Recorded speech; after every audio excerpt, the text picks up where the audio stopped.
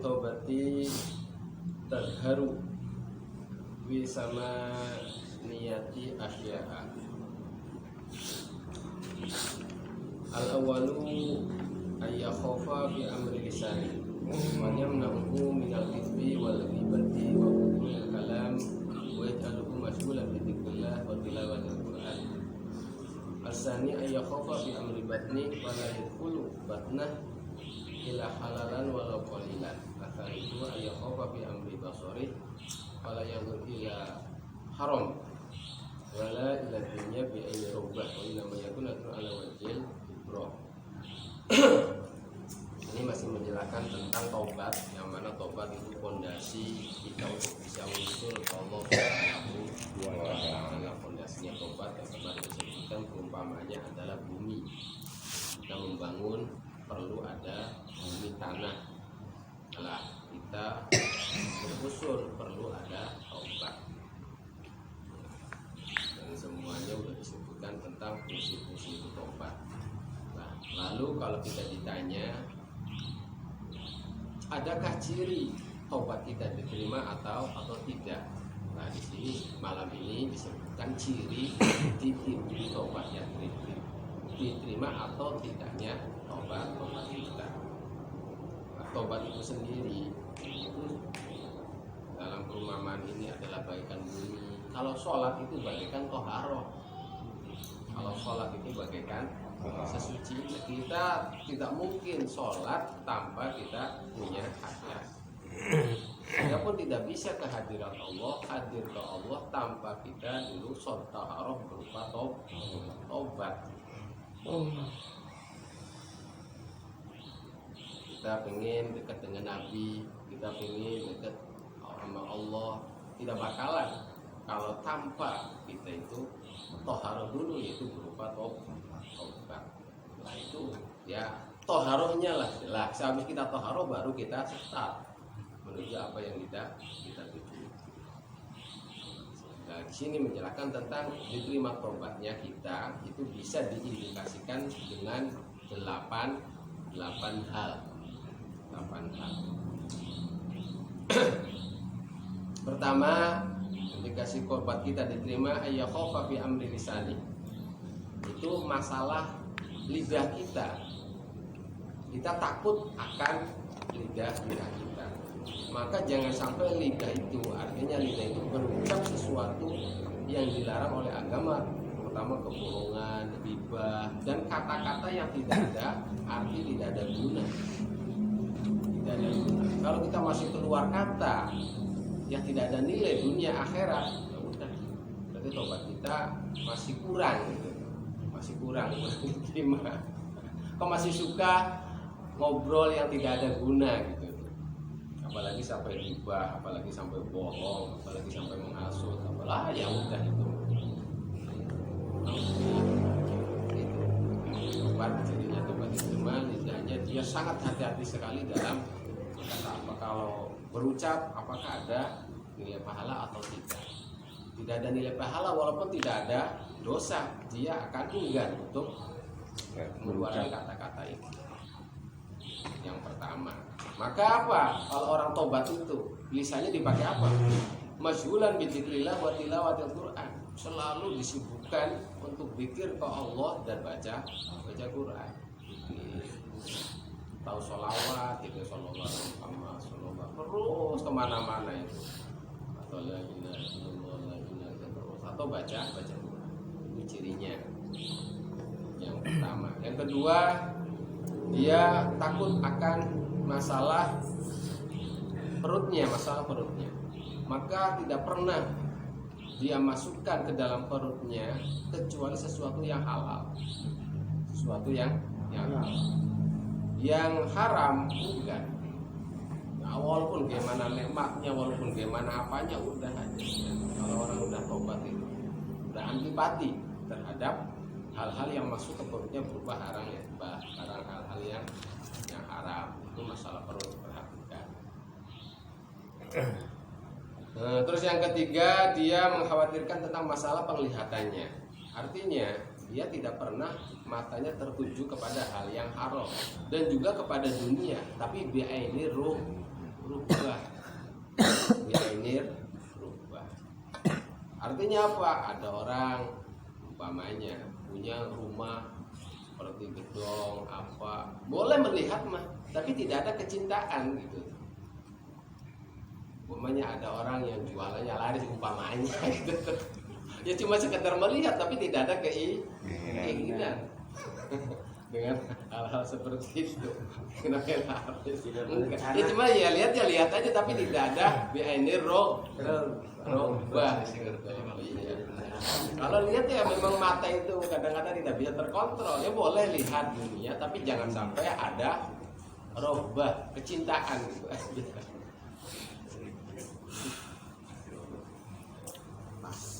Jangan sampai melihat yang haram gitu. Itu tentang masalah mata. Jadi matanya gimana? Ya udah nadru ala wajhil ibroh. Tertuju kepada apapun selalu dia ambil manfaat keilmuan dari apa yang dia lihat. Lihat batu, iya ya. Quran ada mengatakan hati ada seperti batu. Pikirkan, ya proses semua yang dia lihat, dia melihat apa air jernih, tafakur. Dia melihat kopi, tafakur, apa yang dilihat itu selalu ada keilmuan, pelajaran di dalamnya. Sebab setiap sesuatu itu ada malakut, ada malakut, dan dia bisa melihat malakutnya kalau orang udah tobat. Tidak melihat seperti kita mata apa ya? Jangan melihat sesuatu itu. Kalau orang udah tobat itu bisa malakut di setiap sesuatu akhirnya selalu dapat keilmuan. Dia melihat apapun lah, melihat apapun.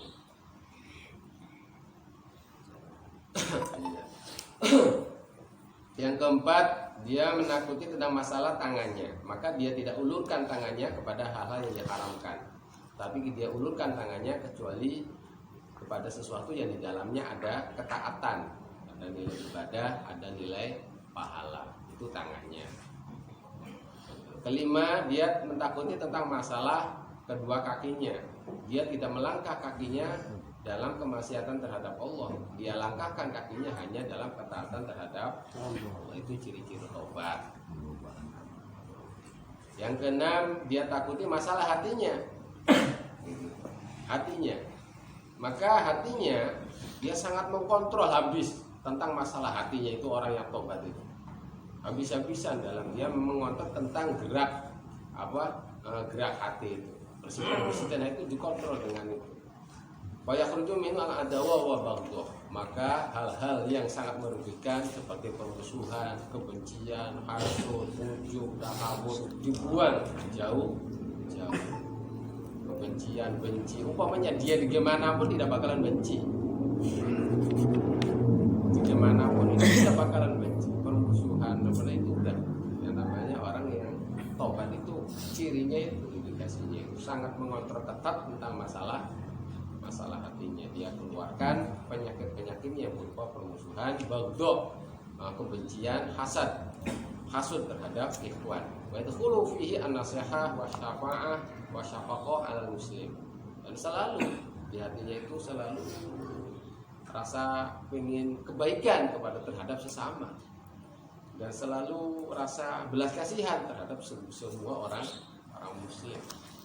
Itu hatinya orang yang taib.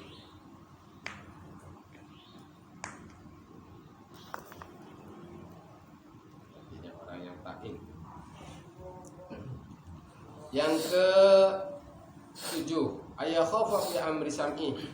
Dia mentakuti tentang masalah telinganya. Dia tidak pernah mendengarkan kecuali hal-hal yang hak. Tidak mudah telinganya itu mendengar omongan itu langsung diterima dengan serta-merta, langsung diterima. Tidak, disaring dulu. Kalau mendengar sesuatu. Dan yang ke-8, mentakuti tentang masalah ketaatannya. Dia sholat, dia ngaji, dia sodako, dia apa. Itu dia selalu harap-harap cemas dalam ketaatannya itu. Takut ditolak. Gitu. Takut tidak diterima oleh Allah. Walaupun dalam melakukan ketaatan dia menjadikannya kholisatan liwajhillah, benar-benar ikhlas. Tapi ya cirinya justru orang ikhlas itu dia harap-harap cemas, tidak pede. pasti diterima. Tidak, orang ikhlas dalam ibadah ini selalu harap-harap cemas. Hanya tuh kullu nasin ila halka ila alimun halka ilal amilun halka ilal mukhlisun wa hum fi khatarin. Mereka dalam kecamatan yang sangat, sebab dia mengamalkan suatu ketaatan itu dengan keikhlasan, itu akan terjadi yang namanya cemasan. Di amri ta'at, dia berusaha untuk ikhlas kepada Allah, dan ciri keikhlasannya dia melakukan merasakan kecemasan. Wa tanibu arya wan nifaq, dia meninggalkan jauh-jauh yang namanya kemunafikan dan pamer. Ini ada satu cerita, annahu kana fi bani Israil syabun abadallah abadallah isyrina sana, ada seorang pemuda ibadah kepada Allah selama 20 tahun. Umpamanya balik 15 tahun. Wah, rajin itu. Dari balik itu dia ibadah terus sampai 20 tahun. Berarti berapa, usia berapa itu? 35 pas 35 itu apa? Justru berpaling dari ibadahnya, dari jalan Allah itu. Juga sampai 20 tahun, berarti berapa usianya? 55 ya. Udah 55 dia lihat kaca, udah putih gitu. Rambut, jenggot udah putih. Kenapa? Iya, buat ngaca itu. Ini cuma orang marah para syekh. Saya sudah tua ya, tapi masih kelakuan seperti ini gitu. Saat dulu 20 tahun, sekarang diganti dengan kemaksiatan 20 tahun. Akhirnya apa? Fil akhirnya pasal dari kepala, akhirnya dia berucap, ya Tuhanku, atau tuka isrin, saya mentaatimu selama 20 tahun. Suma asai tuka isrin nasalah.